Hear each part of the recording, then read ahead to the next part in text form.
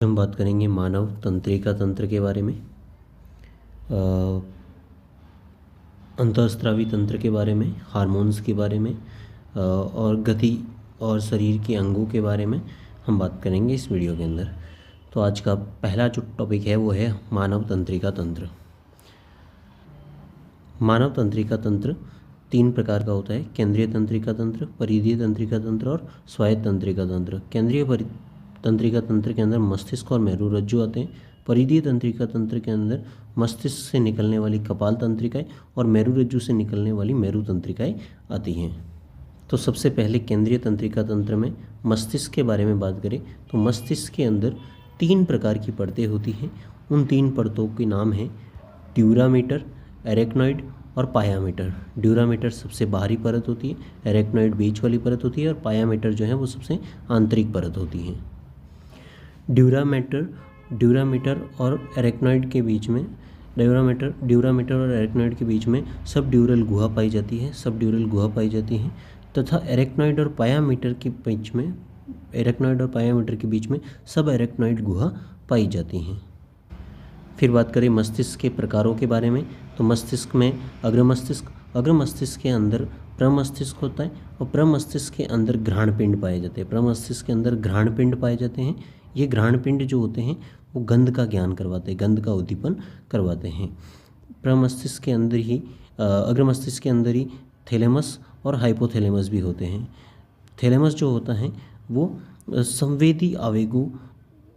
संवेदी आवेगों जैसे सुख और पीड़ा के प्रसारण का कार्य करता है। संवेदी आवेगों के प्रसारण का कार्य करता है, सुख और पीड़ा के प्रसारण का कार्य करता है।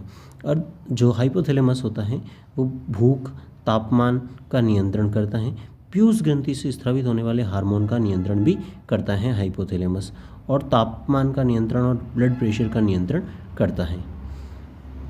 मध्य मस्तिष्क जो होता है, मध्य मस्तिष्क के अंदर कॉर्पोरा क्वाड्रिजेमिन पाया जाता है। कॉर्पोरा क्वाड्रिजेमिन मध्य मस्तिष्क के अंदर पाया जाता है। पश्चिम मस्तिष्क की अगर बात करें, पश्चिम मस्तिष्क के अंदर अनुमस्तिष्क होता है, पोन्स होता है और मेडुला होता है। अनुमस्तिष्क के अंदर जो अनुमस्तिष्क है वो क्या करता है, शरीर का संतुलन बनाए रखने का कार्य करता है। पोन्स जो है उसके अंदर न्यूमोटॉक्सिक सेंटर होते हैं जो श्वसन दर को नियंत्रित करते हैं। मेडुला जो है वो उसके अंदर खांसने और निगलने के केंद्र उपस्थित होते हैं। खांसने और निगलने की क्रिया को कंट्रोल करता है और अनैच्छिक क्रियाओं को नियंत्रित करता है।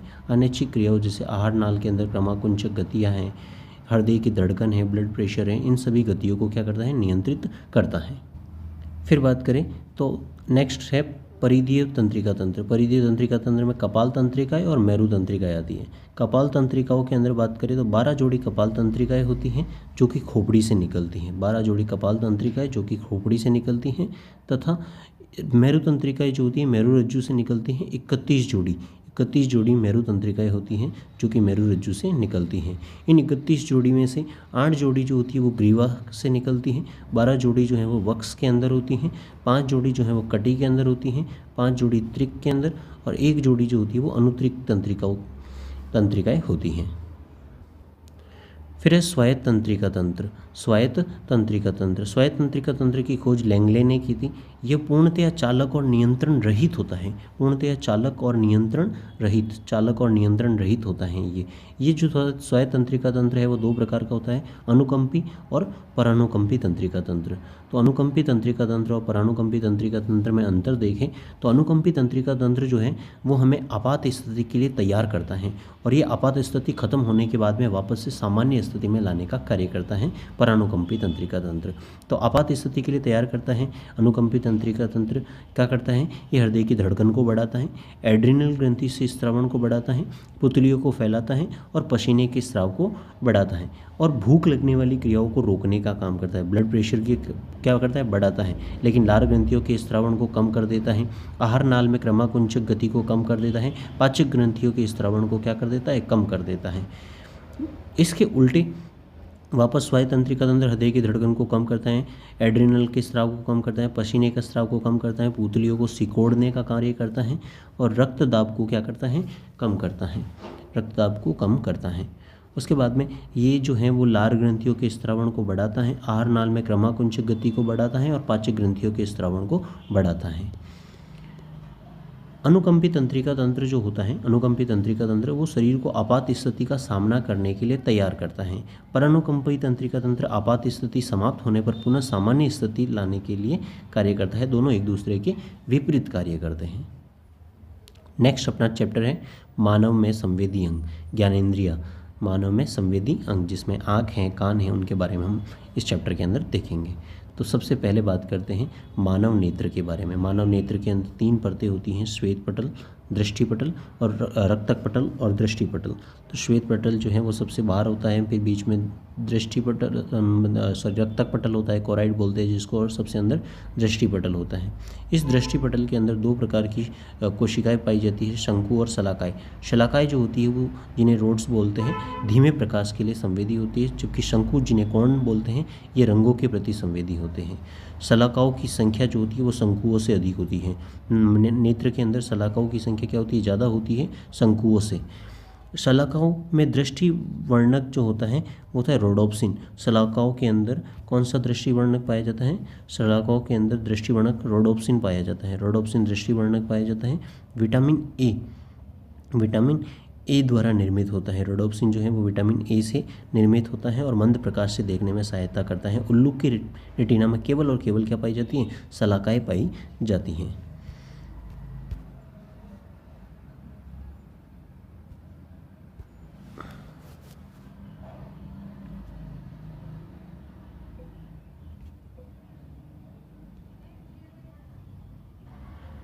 नेक्स्ट बात करें शंकुओं के अंदर, शंकुओं में आइडोप्सिन पाया जाता है। शंकुओं में आइडोप्सिन पाया जाता है जो कि विभिन्न रंगों को पृथक पृथक पहचानने में मदद करता है। शंकु तीव्र प्रकाश में देखने में भी क्या करते हैं, हेल्प करते हैं। मुर्गी में शुद्ध शंकु वाला रेटिना पाया जाता है। मुर्गियों के अंदर शुद्ध शंकु वाला रेटिना पाया जाता है। पित्त बिंदु जो होता है सब सामान्य आँख में सबसे अच्छा दिखाई देने वाला बिंदु क्या कहलाता है, पित्त बिंदु, जहाँ पर विशेषकर क्या पाए जाते हैं, शंकुओं की संख्या ज़्यादा होती है। शंकुओं की संख्या ज़्यादा होती है और उस पित्त बिंदु के अंदर उस बिंदु को क्या बोलते हैं, पित्त बिंदु कहते हैं, मैक्यूला लुटिया कहते हैं। और इस मैक्यूला लुटिया का जो गर्त होता है, अंदर की तरफ जो गड्ढा होता है, वो जो गड्ढा है वो फोविया कहलाता है। क्या कहलाता है, फोविया सेंट्रलिस। यहाँ पर केवल और केवल शंकु होते हैं। सबसे अच्छी जो दृष्टि क्रियाएँ हैं वो यहीं पे होती हैं, फोविया वाले पार्ट में। फिर बात करें अंध बिंदु के बारे में, तो अंध बिंदु जो होता है वो रेटिना के ठीक पीछे होता है, पित्त बिंदु के ठीक नीचे की ओर होता है, ठीक नीचे की ओर होता है। अंध बिंदु पित्त बिंदु के नीचे की ओर होता है। अंध बिंदु पर शंकु और शलाकाएं दोनों ही क्या होती है, अनुपस्थित होती है। प्रतिबिंब निर्माण में किसी भी प्रकार से कोई भी भाग नहीं लेता है ये। फिर नेत्र के अंदर लैक्राइमल ग्रंथियाँ पाई जाती हैं, अशु ग्रंथियाँ पाई जाती हैं। 3 अशु ग्रंथियाँ पाई जाती हैं। कितनी, लैक्राइमल या आशु ग्रंथियाँ, 3 आशु ग्रंथियाँ नेत्र के अंदर पाई जाती हैं।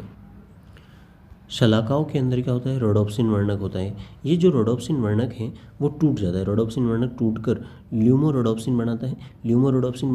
ये ल्यूमोरोडोप्सिन बाद में मेटारोडोप्सिन के अंदर बदलता है और ये मेटारोडोप्सिन जो है वो बाद में जाकर किसमें, स्केटोप्सिन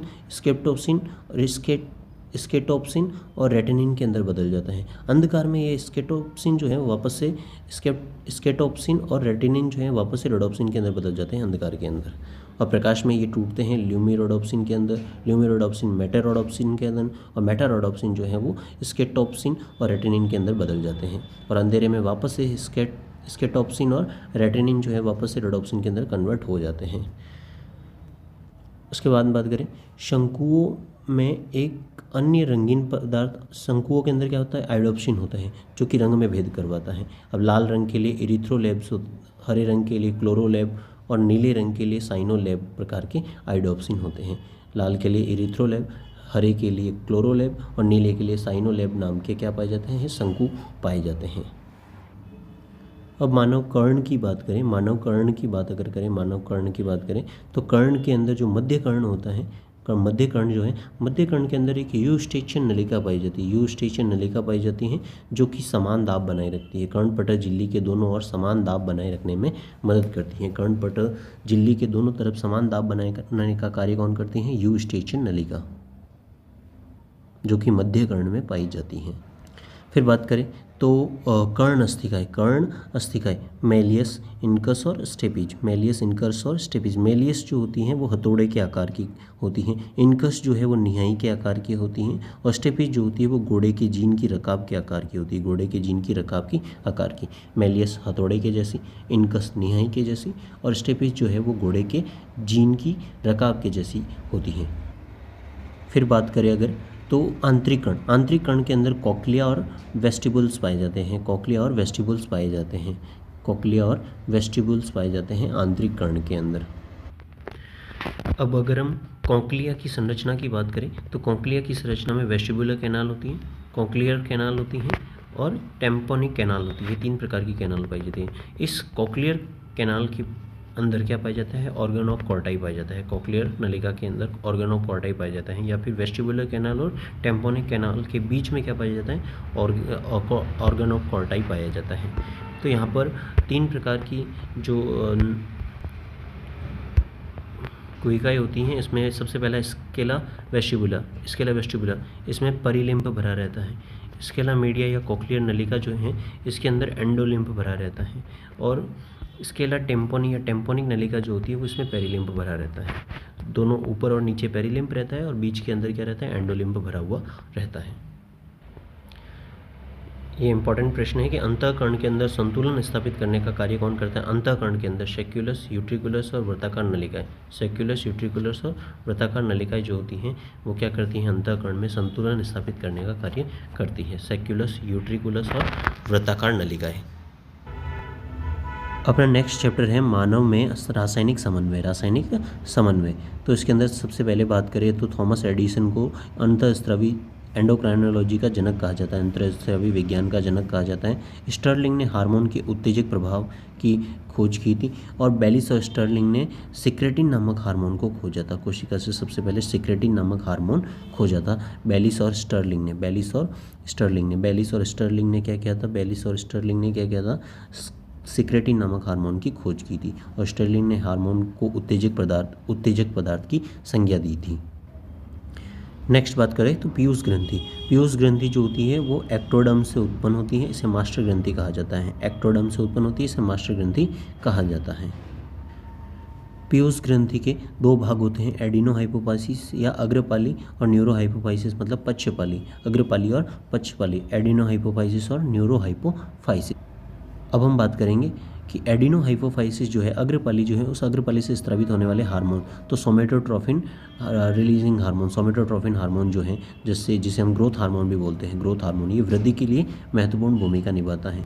ग्लूकोनियोजिनेसिस और ग्लाइकोजिनेसिस में हेल्प करता है। ग्लूकोनियोजिनेसिस का मतलब अमीनो अम्लों से ग्लूकोज का निर्माण, और ग्लूकोज से ग्लाइकोजन का निर्माण ग्लाइकोजिनेसिस में हेल्प करता है। इस हार्मोन की कमी से बोनापन होता है, महाकायता आती है, और एक्रोमेगेली और किटिनिज्म जैसे रोग होते हैं, और साइमंड रोग होता है। कौन सा रोग होता है, साइमंड रोग होता है। दूसरा हार्मोन है गोनेडोट्रोफिन हार्मोन जो होते हैं वो जो हार्मोन है जिसमें FSH, पहला है FSH, दूसरा है LH हार्मोन, FSH और LH हार्मोन। FSH हार्मोन जो होता है वो स्त्रियों के अंदर अंडाशय पुट्टिकाओं में वृद्धि करता है, एस्ट्रोजन हार्मोन के स्रावण को उत्तेजित करता है। FSH जो है वो एस्ट्रोजन हार्मोन के स्रावण को उत्तेजित करता है। FSH हार्मोन जो है वो स्त्रियों के अंदर एस्ट्रोजन हार्मोन को उत्तेजित करता है। पुरुषों के अंदर FSH हार्मोन क्या करता है, शुक्र जनन नलिकाओं में शुक्राणुओं के निर्माण को प्रेरित करता है, युग्मक निर्माण को प्रेरित करता है। शुक्राणुओं के निर्माण को प्रेरित करता है शुक्र जनन नलिकाओं के अंदर FSH।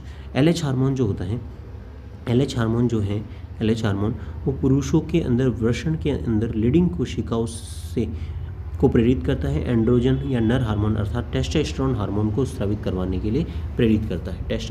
टेस्टोस्टेरोन हार्मोन के लिए प्रेरित करता है पुरुषों के अंदर लीडिंग कोशिकाओं से टेस्टोस्टेरोन हार्मोन के स्रावण को प्रेरित करता है LH हार्मोन। और स्त्रियों के अंदर ग्राफियन पुट्टिका का परिपक्वन, अंडोत्सर्ग और कॉर्पस ल्यूटियम के विकास को प्रेरित करता है। कॉर्पस ल्यूटियम के विकास को क्या करता है, प्रेरित करता है। ग्राफियन पुट्टिका का परिपक्वन, अंडोत्सर्ग और कॉर्पस ल्यूटियम के विकास को प्रेरित करता है। कॉर्पस ल्यूटियम जो है वो कुछ प्रोजेस्टेरोन हार्मोन स्रावित करता है। कॉर्पस ल्यूटियम क्या करता है? प्रोजेस्टेरोन हार्मोन स्रावित करता है। नेक्स्ट बात करें तो न्यूरोहाइपोफाइसिस से स्रावित होने वाले हार्मोन, यानी पश्च पीयूष ग्रंथि से जो हार्मोन निकलते हैं वो हार्मोन, उन हार्मोन के बारे में बात करें तो वैसोप्रेसिन, जिसे anti diuretic hormone, anti diuretic hormone, ADH hormone कहा जाता है। ये वृक्क की नलिकाओं द्वारा जल के पुनरावशोषण को बढ़ाता है। इसे मूत्र विरोधी हार्मोन कहा जाता है। लेकिन जब इस हार्मोन की कमी हो जाती है तो वृक्क की नलिकाओं में जल का पुनरावशोषण नहीं हो पाता है, जिसकी वजह से डायबिटीज इंसिपिडस नामक बीमारी हो जाती है। डायबिटीज इंसिपिडस बीमारी हो जाती है जिसमें मूत्र बहुत ज़्यादा मात्रा में निकलता इस हार्मोन को वैसोप्रेसिन हार्मोन के नाम से भी जाना जाता है। वैसोप्रेसिन का जो नियंत्रण है वो हाइपोथैलेमस में परासरण नियंत्रण केंद्र द्वारा होता है। हाइपोथैलेमस के अंदर जो परासरण नियंत्रण केंद्र होता है उसके द्वारा वैसोप्रेसिन हार्मोन का नियंत्रण होता है। दूसरा है ऑक्सीटोसिन हार्मोन। ऑक्सीटोसिन हार्मोन या पिटोसिन हार्मोन, ये जो हार्मोन है वो भी पश्च पीयूष ग्रंथि से स्रावित होता है। ये हार्मोन गर्भावस्था के अंतिम काल में, स्त्रियों के अंदर गर्भावस्था के अंतिम काल में गर्भाशय की दीवार के अंदर अनैच्छिक संकुचन को प्रेरित करता है, जिससे कि शिशु का जन्म होता है। तो शिशु के जन्म में सहयोगी होता है, जिससे गर्भाशय की दीवार में संकुचन प्रेरित होते हैं, प्रारंभ होते हैं। और प्रसव के पश्चात स्त्रियों के स्तनों में दुग्ध निष्कासन को भी ये क्या करता है? प्रेरित करता है। अगली ग्रंथि है थायराइड ग्रंथि, अवटु ग्रंथि या थायराइड ग्रंथि। ये एच आकार की होती है। किस आकार की होती है? एच आकार की होती है। उसके बाद में बात करें तो इस ग्रंथि से थायरोक्सिन या टेट्रा आइडोथायरोनिन हार्मोन स्रावित होता है। थायरोक्सिन हार्मोन, टेट्रा आइडोथायरोनिन या ट्राई आइडोथायरोनिन और टेट्रा आइडोथायरोनिन, इन दोनों को मिलाकर T3 और T4 को मिलाकर क्या कहा जाता है? थायराइड हार्मोन कहा जाता है। उसके बाद में ये कैल्सीटोनिन नामक हार्मोन का स्रावण करती हैं। थायराइड ग्रंथि की जो सी कोशिकाएं होती हैं वो कैल्सीटोनिन हार्मोन स्रावित करती है। कौन सी कोशिकाएं? सी कोशिकाएं। ये अस्थियों के विघटन को कम करता है। ये अस्थियों के विघटन को क्या करता है? कम करता है, जिससे कि जो अस्थियों के विघटन को कम करने से रक्त में कैल्शियम की मात्रा जो है वो क्या होती है? कम होती है। ये हार्मोन पैराथायराइड ग्रंथि से पैराथ हार्मोन के विपरीत कार्य करता है। पैराथायराइड ग्रंथि से जो पैराथ हार्मोन निकलता है उसके विपरीत कार्य करता है। तो थायरोक्सिन हार्मोन क्या करता है? वृद्धि के लिए उपापचय का कार्य करता है। वृद्धि के लिए उपापचय का कार्य करता है। उसके बाद में मेंढक के लार्वा को वयस्क में बदलना या कायांतरण जो प्रक्रम होता है मेंढक के लार्वा का वयस्क में बदलना, उस कायांतरण प्रक्रिया में थायरोक्सिन हार्मोन बहुत महत्वपूर्ण होता है। उसके बाद में इस थायराइड हार्मोन की एक अल्प स्रावण से एक रोग होता है क्रिटिनिज्म। कौन सा रोग होता है? क्रिटिनिज्म, जड़मानता। दूसरा होता है मिक्सिडीमा। तीसरा होता है गलगंड रोग। चौथा होता है हैशिमोटो, जिसे थायराइड की आत्महत्या भी कहा जाता है। हैशिमोटो जो रोग है वो एक स्वप्रतिरक्षी रोग है, जिसे थायराइड की आत्महत्या भी कहा जाता है। इसके अति स्रावण से, थायराइड हार्मोन के अति स्रावण से एक्सोप्थैलेमिक गाइटर रोग, प्लूमर रोग हो जाते हैं। फिर बात करते हैं पैराथायराइड ग्रंथि। पैराथायराइड जो ग्रंथि हैं वो पैराथ हार्मोन छोड़ती हैं। ये पैराथ हार्मोन को कॉलिफ हार्मोन के नाम से भी जाना जाता है। पैराथ हार्मोन को कॉलिफ हार्मोन के नाम से भी जाना जाता है। विटामिन डी का निर्माण करता है। ये पैराथ हार्मोन जो है वो विटामिन डी का निर्माण कर अस्थि निर्माण में सहायता करता है। विटामिन डी का क्या करता है? निर्माण करता है और अस्थियों का निर्माण करता है। इस पैराथ हार्मोन के अति स्रावण से, पैराथ हार्मोन जब अति स्रावित होता है तो कैल्शियम का विघटन बढ़ता है, और कैल्शियम की विघटन बढ़ने से रक्त में कैल्शियम की मात्रा बढ़ जाती है। इसे हाइपरकैल्सीमिया कहा जाता है या ऑस्टियोपोरोसिस नामक रोग हो जाता है। अस्थियों का विघटन होना और रक्त में कैल्शियम की मात्रा का बढ़ जाना। करते हैं थाइमस ग्रंथि के बारे में। थाइमस ग्रंथि जो होती है वो प्रतिरक्षा का एक मुख्य कार्य करती है। टी लिम्फोसाइट का प्रशिक्षण केंद्र कहा जाता है। थाइमस ग्रंथि को टी लिम्फोसाइट का प्रशिक्षण केंद्र कहा जाता है। थाइमोसिन नामक हार्मोन स्रावित करती हैं। ये जो लिम्फोसाइट्स होती हैं वो एंटीजन बनाती हैं।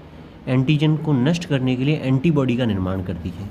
यह लसिकाणुओं को जीवाणु और उनके एंटीजन नष्ट करने के लिए क्या करती है, प्रेरित करती है, एंटीबॉडी बनाने का काम करती हैं। अगली ग्रंथि है पीनियल ग्रंथि। मेलेटोनिन हार्मोन का स्रावन करती हैं। ये तेज प्रकाश में कम स्राव होता है इस हार्मोन का, और मंद प्रकाश में या अंधकार में इस हार्मोन का ज़्यादा मात्रा में स्राव होता है। तेज प्रकाश में कम स्राव होता है और मंद प्रकाश में इसका ज़्यादा स्राव होता है मेलेटोनिन हार्मोन का, और ये लैंगिक जैविक घड़ी की तरह कार्य करती है। इस ग्रंथि को लैंगिक जैविक घड़ी भी कहा जाता है। नेक्स्ट है अग्नाशय ग्रंथि। अग्नाशय ग्रंथि के अंदर लैंगरहैंस की द्वीपिकाएँ पाई जाती है। लैंगरहैंस द्वीपिकाएँ पाई जाती हैं। इन लैंगरहैंस द्वीपिकाओं में अग्नाशय ग्रंथि के अंदर 3 प्रकार की कोशिकाएं होती हैं, अल्फा कोशिका, बीटा कोशिका और डेल्टा कोशिका। अल्फा कोशिका जो है वो ग्लूकेगॉन हार्मोन का स्रावन करती हैं। बीटा कोशिकाएं जो होती हैं वो इंसुलिन हार्मोन का स्रावन करती हैं। इंसुलिन हार्मोन का स्रावन करती हैं बीटा कोशिकाएं। बेटिंग और बेस्ट ने सर्वप्रथम इंसुलिन प्राप्त किया था। सर्वप्रथम इंसुलिन प्राप्त करने का श्रेय किसको दिया जाता है, बेटिंग और बेस्ट ने इंसुलिन प्राप्त किया था, और वैज्ञानिक सेंगर ने इसकी प्रोटीन संरचना की खोज की थी। वैज्ञानिक सेंगर ने इंसुलिन की प्रोटीन संरचना की खोज की थी। तीसरी जो कोशिकाएं होती है वो डेल्टा कोशिकाएं या गामा कोशिकाएं भी बोलते हैं। ये डेल्टा गामा कोशिकाएं जो होती है वो सोमेटोस्टेटिन हार्मोन का स्रावन करती हैं। सोमेटोस्टेटिन हार्मोन का स्रावन करती हैं। अग्नाशय ग्रंथि से जो हार्मोन स्रावित होते हैं उनमें ग्लूकेगॉन जो अल्फा कोशिकाओं से स्रावित होता था, ये ग्लाइकोजन को ग्लूकोज में परिवर्तित करता है। ग्लाइकोजन से ग्लूकोज का निर्माण करता है, ग्लूकोज के संश्लेषण को प्रेरित करता है। अमीनो अम्ल से ग्लाइकोजन से ग्लूकोज का निर्माण करता है और रक्त में ग्लूकोज की मात्रा को बढ़ाने का कार्य करता है। रक्त में ग्लूकोज की मात्रा को बढ़ाता है। इंसुलिन हार्मोन जो है वो ग्लूकेगॉन के विपरीत कार्य करता है। बीटा कोशिकाओं से स्रावित होता है। रुधिर के अंदर ग्लूकोज की मात्रा को क्या करता है, नियंत्रित करता है, कम करने का कार्य करता है। ग्लाइकोजन के संश्लेषण को प्रेरित करता है। ग्लूकोज का निर्माण कम करके ग्लूकोज को ग्लाइकोजन में बदलने का कार्य करता है। तीसरा होता है सोमेटोस्टेटिन हार्मोन।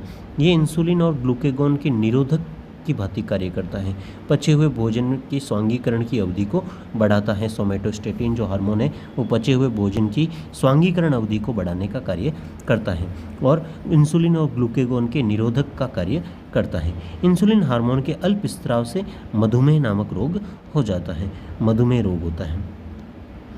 उसके बाद में नेक्स्ट बात करते हैं अधिवृक्क ग्रंथि, एड्रिनल ग्रंथि। एड्रिनल जो है वो मीजोडर्म और एक्टोडर्म दोनों से उत्पन्न होती हैं। मीजोडर्म और एक्टोडर्म दोनों से उत्पन्न होती हैं। बाहरी भाग जो कि कॉर्टेक्स होता है और आंतरिक भाग जो कि मेडुला होता है। बाहरी भाग क्या कहलाता है, कॉर्टेक्स, और आंतरिक भाग क्या कहलाता है, मेडुला।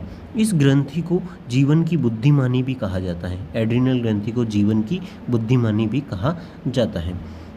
तो बाहरी भाग जो एड्रिनल कॉर्टेक्स है, कॉर्टेक्स वाला जो हिस्सा है वो मेजोडर्म से बनता है और आंतरिक भाग जो कि मेडुला वाला हिस्सा है वो एक्टोडर्म से बनता है। बाहरी भाग मेजोडर्म से और आंतरिक भाग जो है वो एक्टोडर्म से बनता है। इस बाहरी वाले भाग से मिनरलोकॉर्टिकॉइड, ग्लूकोकॉर्टिकॉइड और लिंग हार्मोन स्रावित होते हैं, जबकि भीतरी भाग से मेडुला वाले भाग से एड्रिनलिन और नार एड्रिनलिन हार्मोन स्रावित होते हैं। उसके बाद में बात करते हैं मिनरलोकॉर्टिकॉइड। मिनरलोकॉर्टिकॉइड के अंदर एल्डोस्टेरॉन हार्मोन आता है। एल्डोस्टेरॉन हार्मोन आता है जो कि मिनरल खनिज लवणों की, खनिज आयनों की सांद्रता का नियमन करता है। दूसरा होता है ग्लूकोकॉर्टिकॉइड। ग्लूकोकॉर्टिकॉइड के अंदर आता है cortisol hormone, glucocorticoid, cortisol hormone जो कि कार्बोहाइड्रेट, वसा और प्रोटीन के उपापचय को क्या करता है, नियंत्रित करता है। ये जो हार्मोन है वो एंटीबॉडी निषेधात्मक हार्मोन होते हैं, एंटीबॉडी को रोकने का काम करते हैं, एंटीबॉडी को रोकते हैं।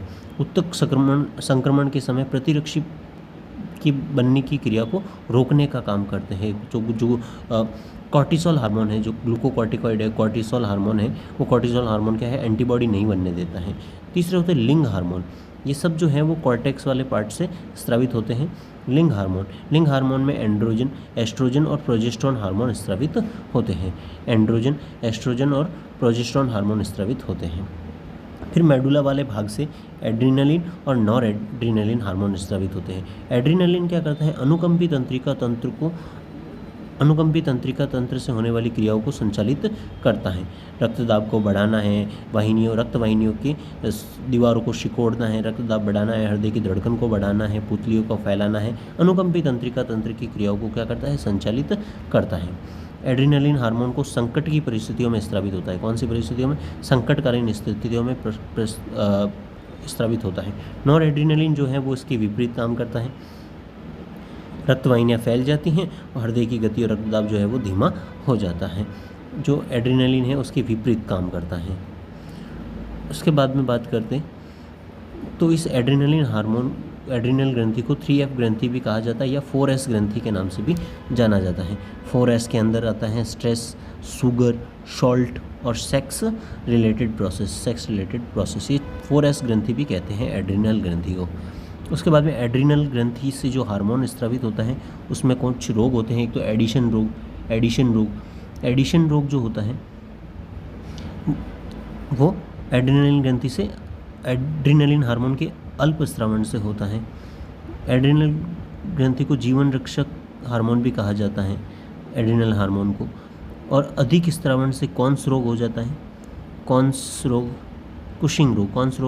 कुशिंग रोग जो है वो एड्रीनल ग्रंथि से अधिक स्रावण से हो जाता है। एडिमा जो रोग है वो भी हो जाता है। उसके बाद में बात करते हैं जेनाइटल ग्लैंड्स। इनमें सबसे पहले बात करते हैं अंडाशय के अंदर एस्ट्रोजन और प्रोजेस्टेरोन हार्मोन स्रावित होते हैं। एस्ट्रोजन जो है वो ग्राफियन पुट्टिकाओं द्वारा स्रावित होता है और द्वितीयक लैंगिक लक्षणों का विकास करता है। मादा के अंदर एस्ट्रोजन हार्मोन ग्राफियन पुट्टिका से स्रावित होता है और मादा के अंदर द्वितीयक लैंगिक लक्षणों का विकास, जैसे कि अंडवाहिनी, गर्भाशय, योनि, क्लाइटोरिस, स्तनों का विकास करना है, मासिक चक्र का आना है, ये सब जो है एस्ट्रोजन हार्मोन के द्वारा होता है।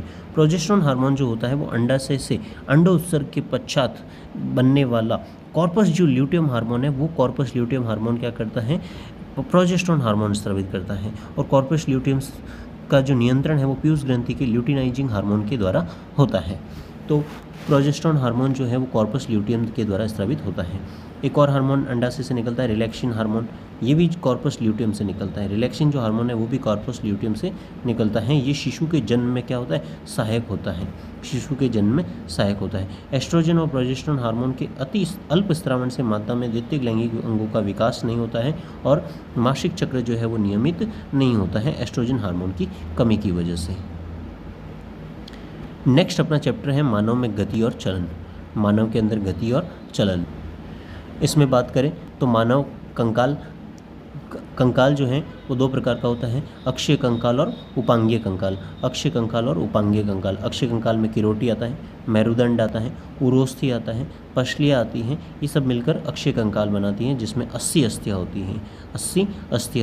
उपांगीय कंकाल जो है उस उपांगीय कंकाल के अंदर 126 अस्थियाँ होती है। कितनी होती है, 126 अस्थियाँ होती हैं। तो अक्षीय कंकाल के अंदर जो 80 अस्थियाँ हैं, 80 अस्थियों में से किरोटी के अंदर कितनी पाई जाती हैं, 29 अस्थियाँ पाई जाती है। किरोटी के अंदर 29 अस्थियाँ पाई जाती है। उस 29 में से कपाल के अंदर कितनी, 8 अस्थियाँ पाई जाती है। कपाल के अंदर 8 अस्थियाँ पाई जाती हैं। उसके बाद में जो फेशियल वाला जो हिस्सा है उसमें 14 अस्थियाँ होती है। फेशियल वाला हिस्सा जो है उसमें 14 अस्थियाँ होती हैं। एक जो होती है वो हायोइड बोन होती है। तो 8 तो फेस के अंदर होगी, 8 तो क्या होगी,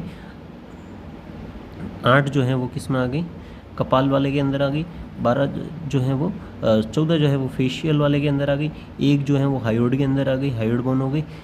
कर्ण के अंदर जो है वो कुल मिला के कितनी 6 अस्थियाँ होती है। तो 6 जो है वो कर्ण के अंदर आ गई। तो इस तरह से कुल मिला के 29 अस्थियाँ जो है वो किरोटी के अंदर हो जाती है, कपाल के अंदर हो जाती है, किरोटी के अंदर हो जाती हैं। उसके बाद में बात करते हैं मेरुदंड के अंदर 26 अस्थियाँ होती है। टोटल कितनी? 26 अस्थियाँ होती हैं। पृथक पृथक जो है वो 26 अस्थियाँ होती हैं, लेकिन कुल मिलाकर 33 कशेरुक होते हैं। कशेरुक दंड के अंदर अस्थियाँ कितनी होती है? 26 अस्थियाँ होती, लेकिन कशेरुक कितने होते हैं? 33 कशेरुक दंड के अंदर उपस्थित होते हैं। उन 33 कशेरुक के अंदर अगर बात करें तो ग्रीवा के अंदर 7 कशेरुक होते हैं, वक्ष के अंदर 12 कशेरुक होते हैं, कटी के अंदर 5 कशेरुक होते हैं, और एक त्रिक में और एक जो है वो अनुत्रिक के अंदर पाए जाते हैं। 7 अस्थियाँ ग्रीवा के अंदर, 12 अस्थियाँ वक्ष के अंदर, 5 अस्थियाँ कटी के अंदर, एक अस्थि जो है त्रिक और एक अस्थि जो है वो अनुत्रिक वाले हिस्से के अंदर आती है। नेक्स्ट है एक उरोस्थि होती है। एक क्या होती है? उरोस्थि होती है। एक उरोस्थि उपस्थित होती हैं। फिर 12 जोड़ी क्या पाई जाती हैं? पसलियाँ पाई जाती हैं। 12 जोड़ी पसलियाँ होती हैं। तो कुल मिलाकर जो फेशियल है, जो किरोटी है उसके अंदर 29 अस्थियाँ, प्लस मेरुदंड के अंदर 26 अस्थियाँ, प्लस एक जो होती हैं वो उरोस्थि होती हैं, और प्लस 12 जोड़ी पसलियाँ, 24 जो है वो पसलियाँ होती हैं। तो कुल मिलाकर इन सबको अगर जोड़े तो यहाँ पे अपने को कितनी प्राप्त होती हैं? 80 अस्थियाँ प्राप्त होती हैं। कितनी अस्थियाँ? 80 अस्थियाँ जो है वो प्राप्त होती हैं। ये जो होती हैं 80 अस्थियाँ वो अक्षीय कंकाल का निर्माण करती हैं। अभी जो 12 जोड़ी पसलियाँ हैं, इन 12 जोड़ी पसलियों के अंदर जो प्रथम 7 जोड़ी जो पसलियाँ होती हैं वो जो होती हैं वो क्या करती है? सीधे उरोस्थि से जुड़ती हैं। प्रथम 7 जोड़ी अस्थियाँ सीधे उरोस्थि से जुड़ती हैं, यानी कि आगे वाली जो उरोस्थि हैं उससे जुड़ती हैं, तो ये वास्तविक पसलियाँ कहलाती हैं। 8वीं 9वीं और 10वीं 8वीं 9वीं और 10वीं जोड़ी जो पसली होती हैं वो जो होती हैं वो क्या करती हैं? सीधी 7वीं पसली के साथ जुड़ती हैं। 8वीं 9वीं और 10वीं जो पसलियाँ होती हैं वो उरोस्थि से न जुड़कर 7वीं पसली से जुड़ती हैं। तो इन पसलियों को कूट पसलियाँ कहते हैं, फॉल्स रिब्स कहते हैं, कूट पसलियाँ कहते हैं। और अंतिम जो 2 जोड़ी पसलियाँ हैं, 11वीं और 12वीं जोड़ी जो पसली हैं वो किसी से भी नहीं जुड़ती, ना तो उरोस्थि से, न ही किसी अन्य पसली से जुड़ती हैं। तो इन्हें मुक्त या फ्लोटिंग पसलियाँ कहते हैं, प्लावी पसलियाँ कहते हैं, मुक्त पसलियाँ कहा जाता है 11वीं और 12वीं जोड़ी पसलियों को। वक्ष कशेरुक, वक्ष में जो कशेरुक होता है वो पसलियाँ और उरोस्थि ये मिलकर क्या बनाती हैं? पसली पंजर का निर्माण करती हैं। वक्ष कशेरुक, पसलियाँ और उरोस्थि मिलकर क्या बनाती हैं? पसली पंजर का निर्माण करती हैं। अब बात करते हैं उपांगीय कंकाल। उपांगीय कंकाल में क्या आती है? मेखला आती है, और अग्र और पक्षपात की क्या होती है? अस्थियाँ आती है। टोटल मिला के 126 अस्थियाँ होती हैं।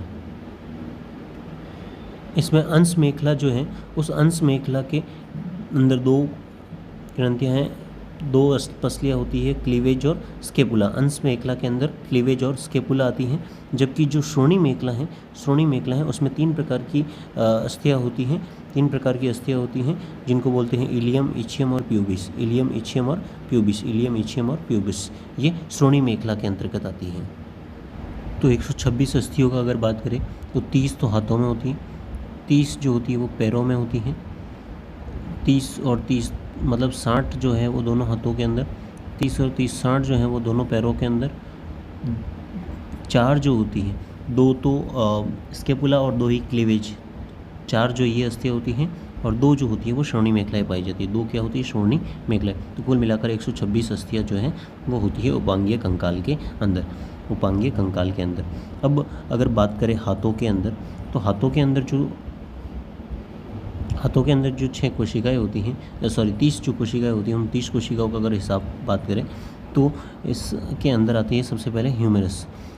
एक ह्यूमेरस होती है, एक रेडियस होती है, एक अल्ना होती है। ह्यूमेरस, रेडियस, अल्ना।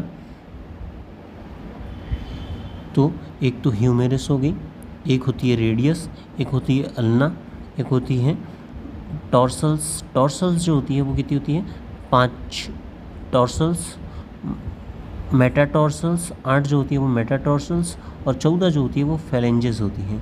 8 जो होती है टॉर्सल्स होती है, और 5 जो होती है वो मेटाटॉर्सल्स होती हैं। तो कुल मिलाकर ये जो अस्थियाँ हैं ये पूरा होता है इनका हिसाब। तो 8 और 8 16 और 20, 8 और 8 16 और 14 जो है वो 30 अस्थियाँ। टोटल कितनी? 30 अस्थियाँ होती हैं। एक ह्यूमेरस, एक रेडियस, एक अल्ना, 5 जो होती है वो टॉर्सल्स, 8 जो होती है वो मेटाटॉर्सल्स, और 14 जो होती है वो फेलेंजेस होती हैं। सॉरी टॉर्सल्स नहीं, कॉर्पल्स। 8 जो होती है वो कॉर्पल्स और 5 जो होती है वो मेटाकॉर्पल्स होती हैं। लेकिन पैरों के अंदर यहाँ पे क्या पाई जाती है, टॉर्सल्स होती हैं। ये जो फेलेंजेस होती हैं, फेलेंजेस जो होती हैं, उन फेलेंजेस का जो क्रम होता है, फेलेंजेस का क्रम वो 2 3 3 3 होता है। यानी अंगूठे के अंदर 2 होती है, बाकी सभी अंगुलियों के अंदर 3 अस्थियाँ होती हैं। फिर बात करते हैं जॉइंट्स के बारे में। जॉइंट संधि या अचल संधि, जहाँ पे बिल्कुल भी गति संभव नहीं होती है, उस संधि को अचल संधि कहा जाता है। जहाँ पे बिल्कुल भी अस्थियों के बीच में कोई भी अवकाश नहीं होता है। अस्थियों जैसे किरोटी की अस्थियों के बीच में अचल संधि पाई जाती है, किरोटी की अस्थियों के बीच में। आंशिक चल संधि, जिसमें थोड़ी बहुत गति संभव है, उसे क्या बोलते हैं, आंशिक चल संधि। जैसे कि प्यूबिक सिम्फिसिस के अंदर, प्यूबिक के अंदर है, दंतिका अस्थियों के मध्य कुछ है। कशेरुकों की जो संधियाँ इंपॉर्टेंट है यहाँ पे, कशेरुकों की जो संधियाँ होती हैं, जो रीढ़ की हड्डी के अंदर जो कशेरुक हैं, उन कशेरुकों के बीच में जो संधि है वो कौन सी है, आंशिक चल संधि होती है, आंशिक चल संधि होती है। उसके बाद में बात करें तो इसके अंदर आती है धुराग्र संधि। धुराग्र संधि जो होती है वो एटलस और एक्सिस के बीच में पाई जाती है। पहले और द्वितीय जो कशेरुक हैं एटलस और एक्सिस, उनके बीच में धुराग्र संधि होती है, पाइवट जॉइंट। दूसरी होती है विसर्प संधि। ये बाकी अन्य कशेरुकों के बीच में कलाई की संधि है, टखने की संधि है। कलाई और टखने की संधि जो है वो कौन सी है, ग्लाइडिंग जॉइंट है, ग्लाइडिंग जॉइंट, विसर्पी संधि। फिर आता है चल संधि। चल संधि जो है, उस चल संधि के अंदर बात करें तो फुल गति जो है वो संभव होती है, स्वतंत्र गति होती है। इसके अंदर आती है कंदुक खलिका संधि। कंदुक खलिका संधि ball and socket joint, shoulder joint के नाम से भी जाना जाता है, हिप जॉइंट और शोल्डर जॉइंट, ये बॉल एंड सॉकेट जॉइंट है। दूसरी होती है कब्जा संधि, जिसमें कोहनी की संधि है, कोहनी की संधि है। नी जॉइंट है, घुटने की संधि है। अनुकपाल अस्थिकंदों की संधि है। ये जो संधियाँ होती हैं वो क्या होती हैं, चल संधियाँ होती हैं। उसके बाद में बात करते हैं पेशियाँ। पेशियों के अंदर बात करें तो सबसे पहले कंकाली पेशियाँ या ऐच्छिक पेशियाँ, ये टेंडन के द्वारा जुड़ी रहती हैं, अस्थियों से टेंडन द्वारा जुड़ी रहती हैं। ये बहुकेंद्र की होती है। कैसी होती है, बहुकेंद्र की होती है, बेलनाकार होती हैं। इनके अंदर मायोफाइब्रिल जो है, मायोफाइब्रिल जो है वो एकांतर क्रम में गहरी पट्टियाँ दिखाई देती है, इसलिए ये रेखित होती हैं, रेखित पेशियाँ कहते हैं। इन पर ऐच्छिक नियंत्रण होता है, ऐच्छिक पेशियाँ होती है। दूसरी होती है चिकनी पेशियाँ या अनैच्छिक पेशियाँ। चिकनी या अनैच्छिक पेशियों के अंदर आंतरिक भित्ति, ये पेशियाँ जो है वो आंतरिक अंगों की भित्तियों में पाई जाती हैं।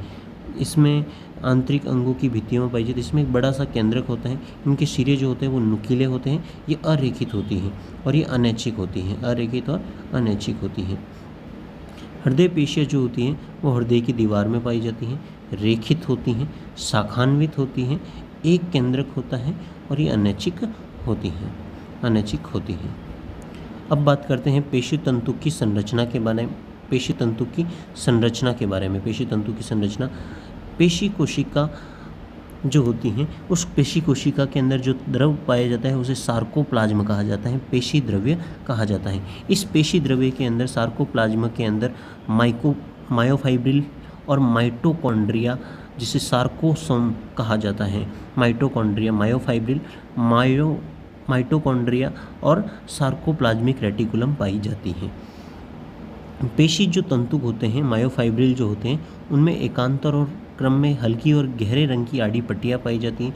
गहरी पट्टियों को विषमदेशिक या ए बैंड कहा जाता है, विषमदेशिक या ए बैंड कहा जाता है। गहरे रंग की पट्टियाँ जो मायोफाइब्रिल के ऊपर गहरे रंग की जो पट्टियाँ पाई जाती हैं उनको विषमदेशिक या ए बैंड कहा जाता है। हल्के रंग की पट्टियों को समदेशिक या आई बैंड कहा जाता है, समदेशिक या आई बैंड कहा जाता है हल्के रंग की पट्टियों को। आई जो बैंड होता है, जो हल्के रंग की जो पट्टी होती हैं, उसके बीच में एक गहरे रंग की लाइन पाई जाती है जिसे जेड लाइन कहा जाता है। हल्के रंग की जो आई बैंड होती हैं, उस आई बैंड के ऊपर गहरे रंग की एक लाइन पाई जाती है जिसे जेड रेखा के नाम से जाना जाता है। ए बैंड जो होता है, ज़्यादा गहरे वाला जो बैंड होता है ए बैंड, उस ज़्यादा गहरे वाले भाग पर एक कम गहरा वाला जो भाग होता है उसे एच क्षेत्र के नाम से जाना जाता है, एच क्षेत्र के नाम से जाना जाता है। और इस एस क्षेत्र के बीच में एक एम लाइन उपस्थित होती है, एम रेखा उपस्थित होती है। इस एस क्षेत्र के बीच में एक एम रेखा स्थित होती है। जेड रेखा के बीच के दो जेड रेखाओं के बीच के स्थान को शार्कोमियर के नाम से जाना जाता है। दो जेड रेखाओं के बीच के स्थान को शार्कोमियर के नाम से जाना जाता है। तो ये जो शार्कोमियर होती है वो पेशी तंतुकों की सबसे छोटी और संकुचनशील इकाई होती है। शार्कोमियर जो होती है वो सबसे छोटी इकाई होती है। इस पेशी तंतुक के अंदर दो प्रकार के मायोफिलामेंट पाए जाते हैं। दो प्रकार के मायोफिलामेंट पाए जाते हैं, जिसमें मोटे मायोफिलामेंट जो होते हैं, मोटे मायोफिलामेंट जो होते हैं वो ए बैंड पर, ए पट्टी पर स्थित होते हैं। ए पट्टी पर स्थित होते हैं और ये मायोसिन प्रोटीन से बने होते हैं। मोटे जो मायोफिलामेंट जो है वो मोटे प्रोटीन से बने होते हैं, मायोसिन नामक प्रोटीन से बने होते हैं और ए पट्टी पर पाए जाते हैं। जबकि जो पतले मायोफिलामेंट है वो एक्टिन के बने होते हैं। किसके बने होते हैं? एक्टिन के बने होते हैं और जेड रेखा से एच रेखा तक फैले रहते हैं। जेड रेखा से लेकर एच रेखा तक फैले रहते हैं पतले मायोसिन, जो कि एक्टिन प्रोटीन से बने होते हैं। अब बात करते हैं नेक्स्ट पेशी तंतुकों के अंदर। पेशी तंतुकों के अंदर तीन प्रकार के प्रोटीन पाए जाते हैं। एक बलजनक प्रोटीन, एक होते हैं नियंत्रक प्रोटीन और एक होते हैं संरचनात्मक प्रोटीन। बलजनक, नियंत्रक और संरचनात्मक प्रोटीन जो है वो पेशी तंतुकों के अंदर पाए जाते हैं। बलजनक में मायोसिन और एक्टिन प्रोटीन होते हैं। बलजनक में कौन है? मायोसिन और एक्टिन प्रोटीन होते हैं। नियंत्रक के अंदर ट्रोपोमायोसिन और ट्रोपोनिन, ट्रोपोमायोसिन और ट्रोपोनिन, ट्रोपोमायोसिन और ट्रोपोनिन जो है वो क्या होते हैं? नियंत्रक प्रोटीन होते हैं। और संरचनात्मक प्रोटीन की बात करें तो एक्टिन, डिस्क प्रोटीन और सी प्रोटीन जो होते हैं वो संरचनात्मक प्रोटीन होते हैं। तो सबसे पहले बात करते हैं मायोसिन के बारे में। मायोसिन जो होते हैं वो प्राथमिक मोटे फिलामेंट का निर्माण करते हैं। मायोसिन प्राथमिक तथा मोटे फिलामेंट का निर्माण करते हैं, जबकि जो एक्टिन होता है वो हल्के, एक्टिन जो होता है वो क्या करता है? हल्के पतले मायोफिलामेंट का निर्माण करता है। पतले मायोफिलामेंट का निर्माण करता है। एक्टिन जो है वो दो अवस्थाओं में उपस्थित होता है।